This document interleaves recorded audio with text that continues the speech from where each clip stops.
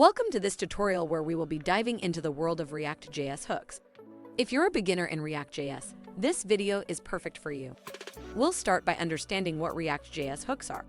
They are functions that let you use state and other React features without writing a class. Let's look at the first type of hook, the state hook. UseState allows functional components to have state.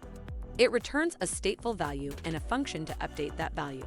Remember that UseState creates a new state instance on each render, so avoid using it in performance-critical situations. This is a built-in hook that allows you to add state to your functional components. You can create a state variable and a function to update it with the UseState hook. Moving on, we will introduce the effect hook. This hook lets you perform side effects in your components. UseEffect is used to perform side effects in functional components, such as data fetching, subscriptions, or manually changing the DOM. It takes a function as its first argument and is executed after the component has rendered. Additionally, you can provide a cleanup function to cancel any ongoing processes when the component unmounts. Next, we will explore the context hook. This hook allows you to use the context without having to wrap your component in a context.consumer. We'll show you how this can simplify your code and make it more readable. UseContext enables functional components to consume values from a React context.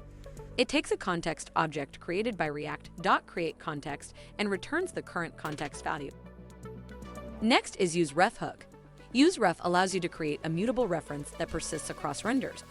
It can be used to access DOM elements directly or to store any mutable value that won't trigger a re-render. Let's know about some basic rules of using hooks. First rule of using hooks is, only call hooks at the top level. React hooks should always be called at the top level of your functional component, not inside loops, conditions, or nested functions. This ensures that hooks are called in the same order on every render. Call hooks in functional components. Hooks can only be used in functional components or other custom hooks. They should not be used in regular JavaScript functions or class components. Use hooks in the same order.